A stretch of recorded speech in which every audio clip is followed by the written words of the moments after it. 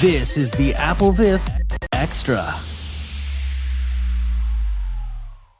Welcome to AppleVis Extra number 47. I'm Jamie Pauls, joined this time around by Alex Hall, where I assume, Alex, that it is probably cold and blustery in the state of Maine right now? Well, cold's relative. We got up above freezing for the last couple of days, so it's pretty warm here, actually. Okay, good deal. Also, about 40. Yeah, very good. Well, that's Maybe. not bad. That's about what it's been here in Missouri, so that's kind of interesting. Joining us this time around is co-founder of Sneaky Crab, Justin. I love that name. I do. That's a great name. Justin, you're in California, right? Yes, I am. Sunny California, or so people would think it is. It's actually been quite rainy, but trying to stay dry. It's been unusually wet. You guys, Sneaky Crab, that is, received a Golden Apple Award this year, or 2016 rather, from AppleVis, Developer of the Year, because of a game that you guys have released that's sort of taken the blind community by storm. And that is a game called Timecrest. And Timecrest also received a Golden Apple for best iOS game. So you guys are just really doing well here among the AppleVis community. And Justin, I've had a chance to visit with you before, and I really enjoy talking to you. And I'm anxious to bring Alex into this conversation because I want to talk to you about Timecrest. First of all, for those who may not know, and there are probably some listening who don't, just kind of in your words, tell us what the game Timecrest is. Great question. Timecrest is a game, a story that comes deeply from our hearts. Timecrest is a game about a character named Ash who finds that the world of Valencia, where Ash lives, is about to be destroyed by meteors. And as a last desperate attempt, Ash reaches out to contact you on your iPhone, Apple Watch, your iPad device, and asks for help. And surprisingly, you find that you have the ability to turn back time. It is a forbidden magic. It is something that gets Ash into a little bit of trouble later, but hey, you just saved Ash's world. And we built out an epic fantasy interactive fiction that has over 225,000 words. It's just an incredible world to explore through the eyes of this character, Ash. That's a pretty impressive amount of words for an interactive fiction game, too, isn't it? That's a lot. Yeah, it was not an easy journey. We worked real hard to get that far. The very first version that we released in 2015 only had 20,000 words, and it was kind of an experiment. We really wanted to tell the story. We didn't know if anyone would care or listen. We put it out. We got some good responses. We even received an award for Apple Watch Best of 2015. And so that really encouraged us. And we started writing, and now we're up to this gigantic word count, and we're not stopping anytime soon. So Alex, when did you kind of stumble onto Timecrest? Well, I started playing it back in August of 2016. I was actually in Philadelphia doing some medical studies. On me. I wasn't doing the studies. They were being performed on me. But I was there. I was bored. I was waiting for things to happen. And I had my watch, and I'd set up the Timecrest complication a little while ago. Just, I figured eventually I'd check it out. So I was sitting there, and I opened it up. And I've actually pretty much checked in every day ever since. I think I've replayed it 4 or 5 times now. Wow. That's, yeah, very good. We're so delighted to hear, one of the things that we cared about this story, but you never know how people are going to react to it. And, we've heard the same thing over and over again from so many people that they always want to check in and see how the characters are doing. And that kind of leads to the main thing we wanted to get across is this emotional connection between you and the characters of this game. Because, I've been working in mobile gaming for over 5 years now. And as much as I love mobile games, one of the big sort of holes that I see in the whole industry is that the games don't really create that connection. You don't take away something emotional or lasting. They're really fun, but they're not memorable. In 10 years, you won't think back and think, these Candy Crush games or these Clash of Clan games are going to be anything you remember. So we're delighted that this seems to resonate, this emotional connection we've been trying to develop. Something I thought was interesting, and frankly, I stumbled face first into this trap. I, in my mind, thought that Ash was a boy. But as I understand it, Ash is gender neutral. Is that correct? Or could be either one, I should put it that way. Yeah, this is something that we're not the only interactive fiction game to do this, but it was something that we really liked, and something that has actually been very challenging to keep up in such a large saga. But it's that the main character, Ash, can be a girl or can be a boy. And we have tried to be very clever in how we write the saga, that certain bits of the story actually could be interpreted differently depending on if you think that Ash is a boy or a girl. Certain scenes may seem very friendly on one gender and very romantic on another, and so on. And I think because as part of the whole theme of creating this emotional connection with the character, we want the character to be how you imagine that character. I mean, that's one of the things, if anyone who's played the game, the characters really do draw you in. I mean, I don't want to do too many spoilers, but if someone dies in the game, and that can happen, you feel it. You really, I mean, I'm kind of curious, Alex, to your thought about that. I mean, you really do care about these characters. Yeah, I mean, the first time again, I'm trying. Your spoiler warning here is tripping me up. So, I guess if a character were to die in the story, especially the first time, you're really surprised. Like, you are physically, I can't believe that just happened. What did I do? Yeah. Wow. You feel responsible. You do, exactly. That's it. Yeah. And Justin, if I can ask now, one of the things about connecting with characters is not just through your writing. You actually have done something really interesting I don't know if anyone else has done. You put your characters on Twitter. That's correct, yeah. Can you tell us a little bit about that and how that came about? Who does it? What's the deal behind that? Absolutely. So, as part of making this interactive fiction, we thought that what would be more interactive than actually putting up some of our characters on Twitter and allowing you to directly interact with them. And this was a challenging thing, too, because we knew that people would be at different points in different aspects of their story. And so we actually picked a point in time, sometime in Chapter 8, before a big decision is to be made. And this is sort of where all of these characters exist on Twitter in terms of time frame. And we thought it would be fun because it allowed us to interact directly with people and see how they felt about the characters and how what they wanted to know and what questions they had to ask of them. And it really, again, we are very focused on building emotional connections to people. I'm going to keep saying it over and over again because that has been our number one goal. And just putting up our characters on Twitter and directly interacting with people is one of the best ways we could think of doing that. And I think we achieved it. I think that we talk with people every single day in character. Yeah. Our company is 2 people. We do everything pretty much. And on the Twitter, you might be getting me or my partner at any given day on Twitter. So it's just the 2 of you. There's not interns or volunteers or anything that run these? No. For all of the primary development of the game, all the coding, all the writing, all of the art, the graphics, the design, every single thing is done by the 2 of us. We have a volunteer that helps work on our forums, and that's about it. That's excellent. That's very impressive considering the work that you guys have done.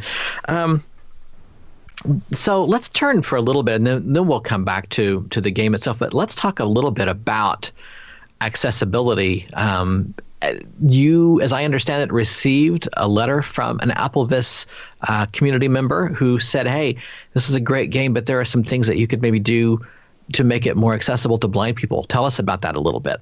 Absolutely. My background, I've been writing software professionally for over 12 years. So abstractly, I've always understood that accessibility is important, but I've never felt that need personally, almost emotionally, because, as a sighted person, it's very hard to sort of get into the mindset of how to develop software that is very accessible. So when this AppleVis user wrote to us, explained to us, what VoiceOver was, said that we were 95% accessible, and said that Timecrest was something that he loved to play, and gave us a little bit of advice on how to improve our game, that some of the aspects of the game were not labeled correctly, and there were some things that were a little bit confusing for a VoiceOver user, and linked us to applevis.com.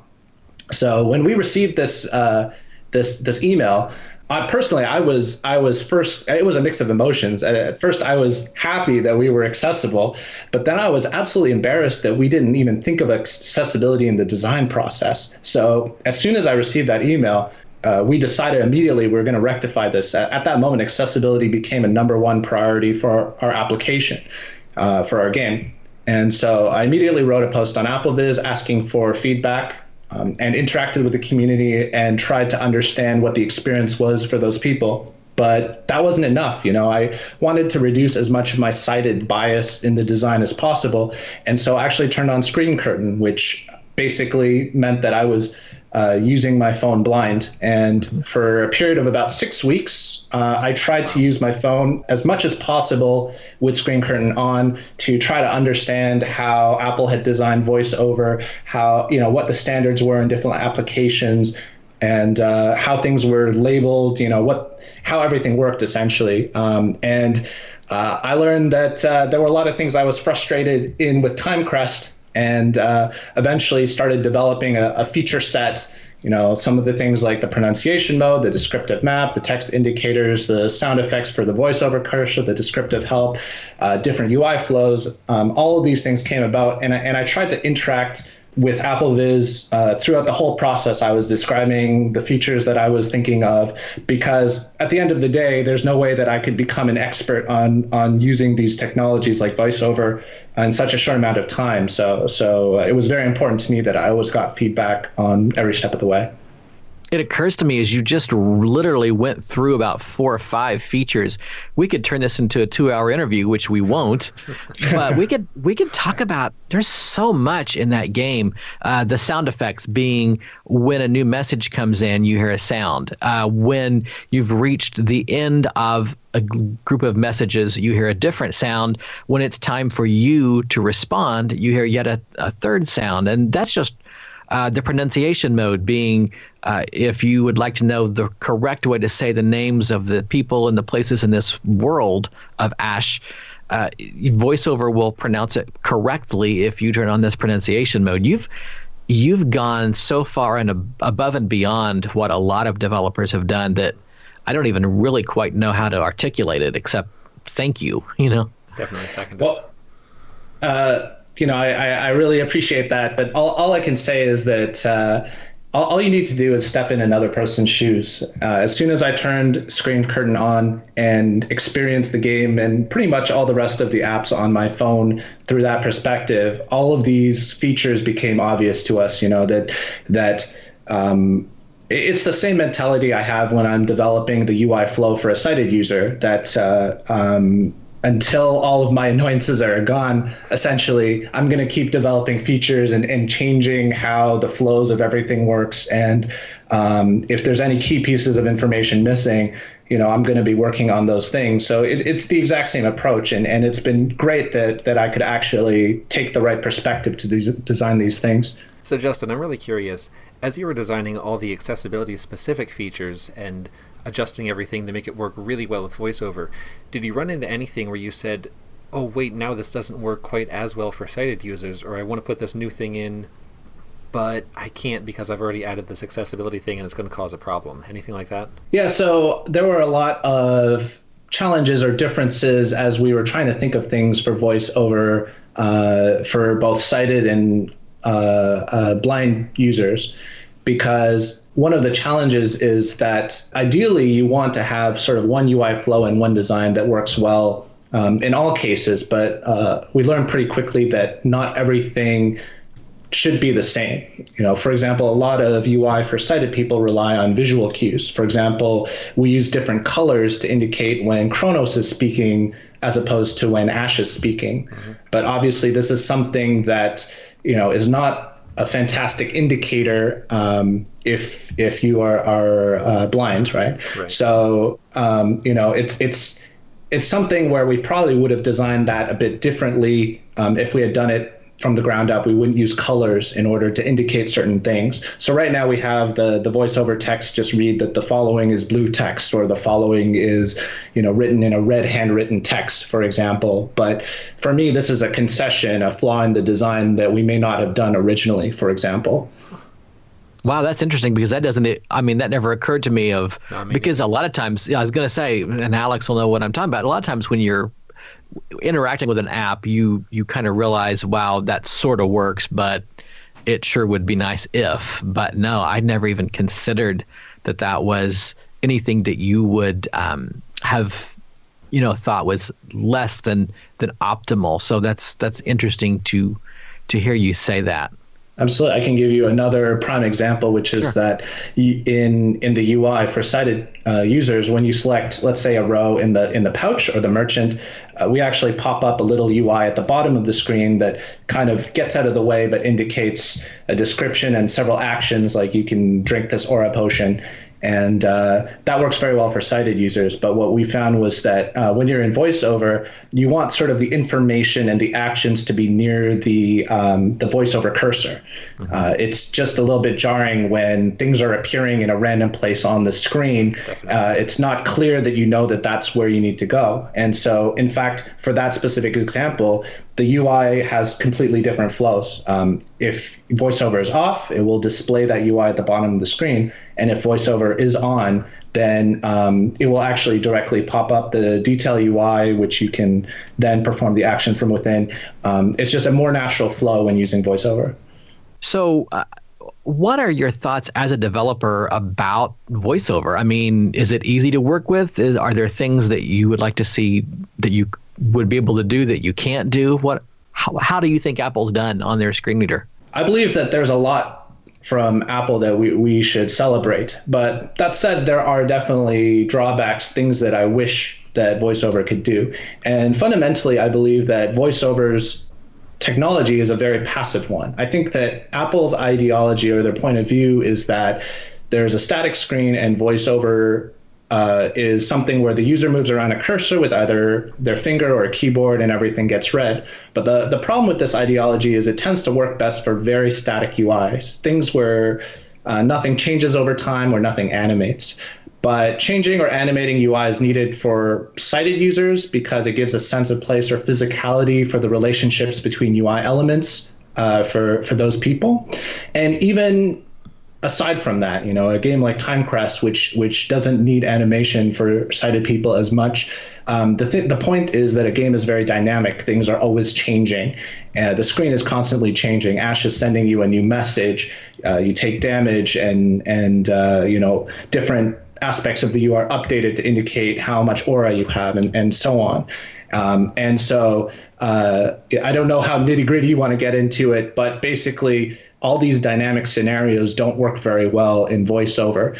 We don't have a lot of control over the VoiceOver cursor, about controlling where the cursor is. We've had a lot of bugs where people complain that when a new message comes in, sometimes the cursor jumps up to the top, and that's a dynamic situation that's difficult to control. Secondarily, any text that we're trying to send to be read by VoiceOver that isn't part of the cursor. Let's say that there's a state change, like you just spent 50 gold, so we want to announce to you have 150 gold. Mm-hmm. We don't have a lot of control around that. That text that is read, that dynamic text, because it can easily be cut off. We don't have indications when it's done being read. So more concretely, basically when a lot of people ask, well, when Ash sends a new message, can you just read it directly? And that is a feature that is very difficult to do with the current model, because if we do that, it could interrupt text that's already being read by VoiceOver. We don't know when that text is done being read, and so on. So Alex, as a programmer, does that resonate with you? Is there anything that you want to add to that or touch on there? I guess I would say I definitely agree. You're certainly not the first developer we've heard from who would desperately love a way to know when VoiceOver is speaking or not speaking. It seems like that would solve a lot of the problems right there. you can already send text to just a TTS engine on the phone, with whatever voice you want, and you can get notifications there. But VoiceOver itself, for some reason, is special, and Apple has never done that. And we've heard a lot of people over the years say, I wish I could just know when the thing is speaking or not, so that I could control better when I'm sending text and when I want it to speak. So I'd certainly say that you're not the first by any means. All right. I'm curious, though, if in all this testing you ever did much with Braille. From what aspects? Well, the testing. I mean, as you're going through all the VoiceOver things, I noticed, I think it's in one of the settings, when you can enable, is it pronunciation mode? Yes. There is mention that Braille display users may not want to use this or something along those lines. So I'm wondering if you had much interaction with Braille users, or if you did any research on there, kind of what you think of the whole Braille display aspect of things. Right. So unfortunately, we don't have a Braille display here. I'm unable to read Braille, but through our interactions from people, especially on Twitter, some of our users use Braille display, and so we got specific feedback around how they use the product. I haven't used it myself, but I've sort of come to understand how the Braille display works and interacts with VoiceOver. So what that is that pronunciation mode is actually something against Apple's recommendations. Apple does not like you changing the text in order to make things pronounce better. But yet, so if you want to go for other features that I would wish for, I wish that I could give pronunciation hints to VoiceOver. If I could somehow give some indication as to how we intend some words like Alincia, Mount Asherah to be pronounced Kronos, and Elise, for example. These are names within Timecrest. And so we added this pronunciation where it actually would change the text to sound more correct in VoiceOver. And it's very difficult, and it's kind of buggy because you can pick so many different accents and so many different voices, so it doesn't necessarily work on all of them, but usually does a better job. But the problem in doing so is that if you aren't listening to VoiceOver, but you're instead reading the text through Braille, then you don't gain much by having these strange spellings, because they're strictly intended for pronunciation. So that's why we put the recommendation that users turn pronunciation mode off if they intend to consume the text through a Braille display, so they actually get the correct spellings of things. Wow. That makes sense, yeah. Just the amount of detail you've given to the accessibility side of this just is astounding. It really is. So let's shift back to a discussion of the game, and then we can kind of move to the future a little bit. Sure. Pun kind of intended. I didn't really know I was going to do that there, but that's okay. So you made reference earlier, Justin, to really kind of innovating in the area of writing for interactive fiction. Talk to us a little bit about what you've discovered and kind of what you're doing to maybe move things forward in that genre. Sure, yeah, I'd love to talk about that. Both myself and Lisa have been very interested in writing throughout our lives, but this is the first time that we've come across trying to write interactive fiction. I try to read as much interactive fiction as I can. I won't call myself an expert that knows everything, but there were a couple of problems that we found kept creeping up. So one of them is something called Deus Ex Machina, which literally means the machines of God. And what happens is that it's easy to give your player too much power in the storytelling. If you've ever read a story where it just kind of deflates because it feels like some external force has come in and solved all the characters' problems, it just feels very anticlimactic. And this was a problem we saw in a lot of interactive fiction because they wanted to give the player a lot of power in what happens in the story. And a big problem with this is that all of storytelling is centered around conflict. You need bad things to happen. And one of the choices we made was that bad things need to happen to the characters to have the ultimate conclusions feel satisfying. This is almost writing 101. And so one of the things that people, I think, frankly, weren't happy with us about a decision we made is that as you go through the story, there are character deaths that are inevitable. Mm-hmm. Who died, is depends on which paths and choices you take, but you can't avoid any character death because that is an integral part of the story we want to tell, an integral part of the character development of Ash that we wanted there to be. Because without conflict, the story of Lord of the Rings, for example, is that Frodo needs to take the ring and throw it into the big volcano in the end, and it's a big journey to do that. Well, if you take away all the conflict, Gandalf could just have Frodo jump on an eagle, fly there, and drop the ring in. That story is in my Brandon Sanderson says that in one of his writing videos, but it is a great example of the writer's responsibility to create conflict, right? And this is a problem in interactive fiction. Secondly, a lot of the stories that have been popular lately on iOS are simple survival stories. Yeah. That it's almost like every choice is the right choice or the wrong choice, and we didn't like this either because this felt like you were just sort of guessing and rolling the dice on where to go, and so we wanted every choice to be a real choice. We wanted it that every choice you make should just get a different and satisfying plot with characters, payoffs, mysteries, and twists. There's no wrong path. There's just different stories to explore.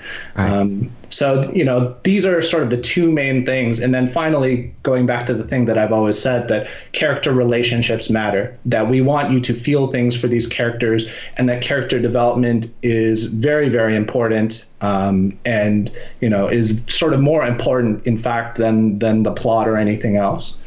That's really fascinating. I mean, there are times when you, the player, have to make, I found myself stopping and saying, would I do this thing in real life? I mean, and a lot of interactive fiction is, okay, would I shoot somebody? Or if I, do I want to be a gangster, or do I? It's a little more nuanced than that. It's like, would you make this decision knowing that some negative consequences could happen, but do I do the selfish thing, or it's hard to, because I don't, like I said, I really don't want to give spoilers too much for people who have not played the games, but it's not just a matter of I'll just choose B. It's a little more thoughtful than that. If you play through the game and you do it seriously and you take your time. The first time I played through it kind of quickly.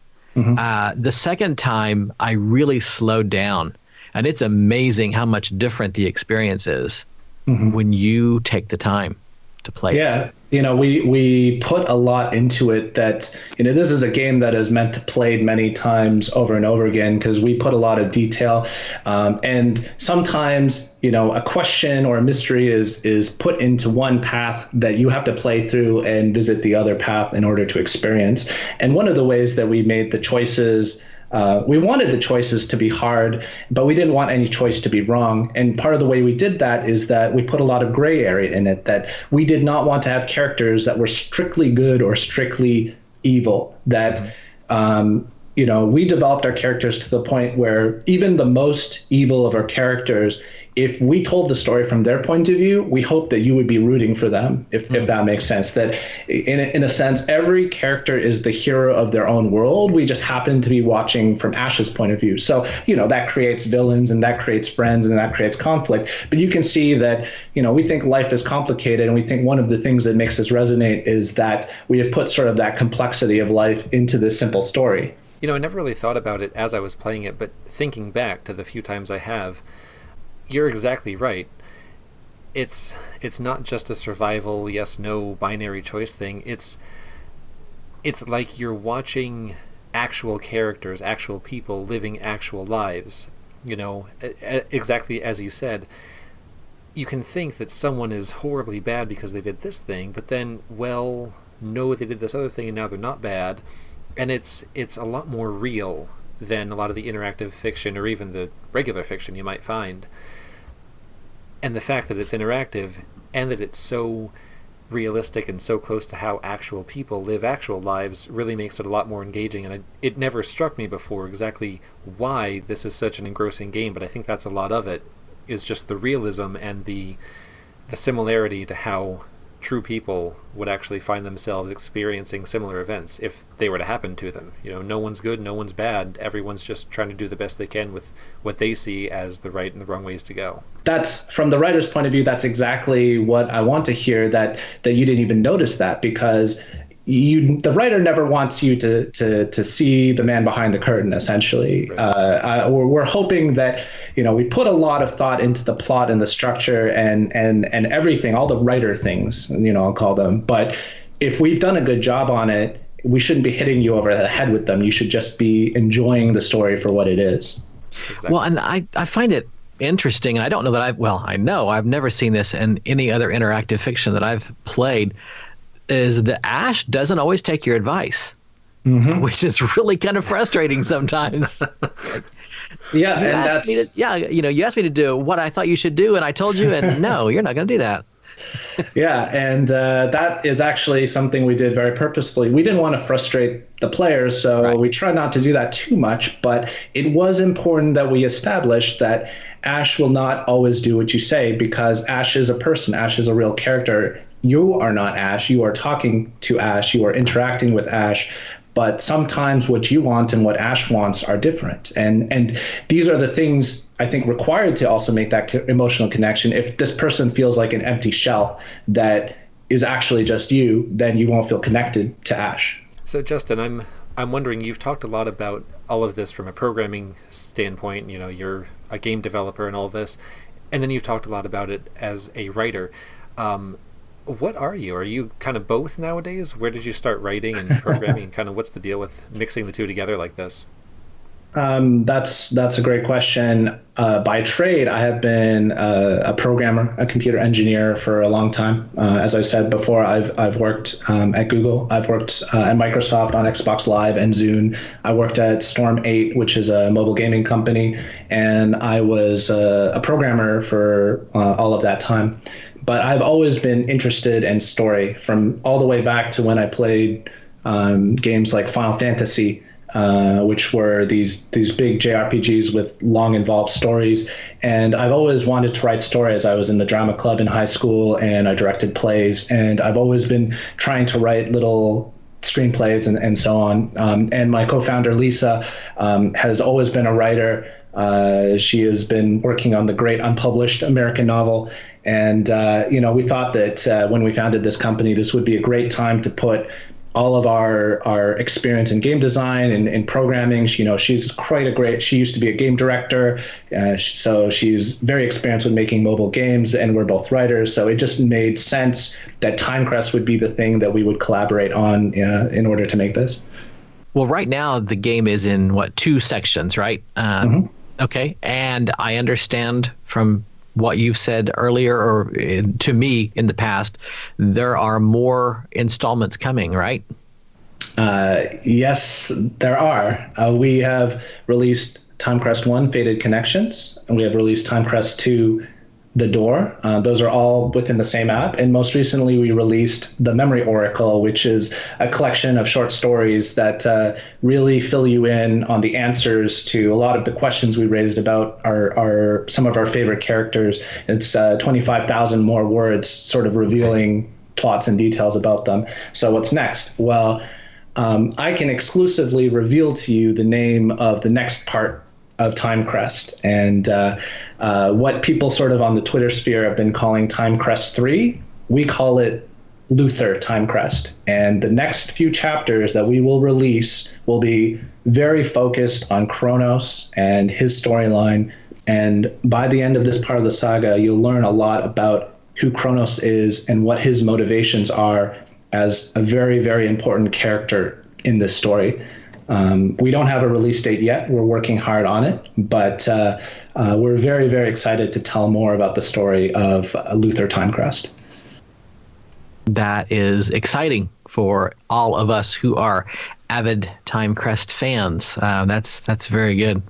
Are there any plans for, and I can't imagine what they would be, but is there anything that you want to do more with voiceover that is available right now to you? That's a great question. I think that one of the things that I would like to improve actually is our Apple Watch accessibility.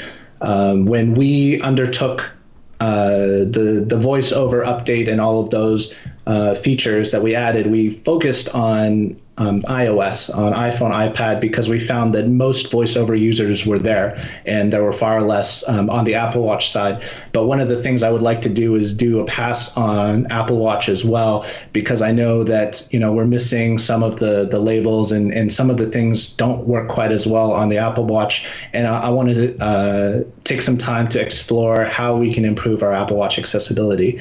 Very good. Excellent. That'll be exciting. So what would be a great way for people, because there's actually probably several ways people can get a hold of you or the characters, but if a person wants to talk to the developers themselves, what's the best way to get a hold of you guys? There's a lot of ways to reach us. First, we're very active on the AppleVis forums. There's a few threads on Timecrest that we check all the time. So talk to us there. You can always email us directly, support@sneakycrab.com, and you will reach either me or Lisa, and we would be happy to discuss absolutely anything with you. And Twitter, if you go to the Timecrest Twitter page, then we are also extremely active there and love to talk about Timecrest and answer any questions and take all sorts of feedback. We absolutely love feedback. The reason that Timecrest was successful in voiceover was because of this incredible community that every single person gave us great feedback. Every single time people said this works well or were deeply critical of our game. We love that because we make this for you. We want to create this emotional connection with you. And I hope people continue to give us as much feedback as possible and tell us, where if there's a stain on our shirt or if we're doing well. That's what makes Timecrest great. Or if an avid blogger like Alex might find some grammatical things that absolutely. He might... No, that Alex has been hard on our spelling and grammar, and we actually have absolutely loved all of his input. You're essentially our unofficial editor. It is definitely embarrassing when we have mistakes like that, and though it's not an excuse, it comes from being very ambitious and being only a two-person team. Sure. We want to bring such an expansive story, and every single day we kind of ended Timecrest 2 on a cliffhanger. So every single day we have people bugging us about when the next bit of content is. And when you're talking about future things, spelling and grammar is something that we definitely want to improve upon. And we're lucky to have someone like Alex who is helping us out on that so tremendously. Yeah. Well, Justin, thank you so much for taking the time to visit with us on this Apple Extra. You've got a lot of insight and you've done a lot of hard work. And I think I can speak for the entire community when I say thank you very much for that. Thank you. It's been a ride. We launched our update in only September. That was only a few months ago. And the community has been just so incredible and inviting. And we look forward to a very accessible 2017. So go on over to the AppleVis forums. Check out everything that's over there regarding the game. A lot of comments from players as well as the developers.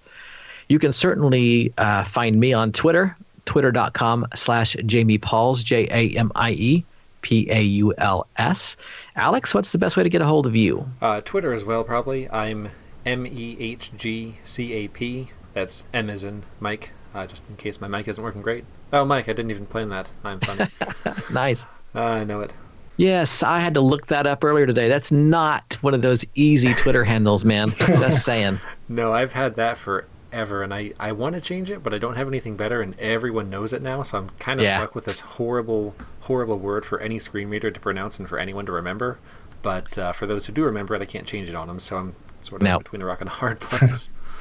Fair enough. Well, thanks everyone for listening. We'd love to hear from you. Let us know what you think, or maybe what you'd like for an upcoming extra. We'd love to hear that as well. Take care and have a very prosperous and happy and healthy 2017. This podcast was brought to you by the team at AppleVis. For more information and resources to help you get the best experience from your Apple device, visit the AppleVis website at www.applevis.com, where you can also contact the AppleVis team.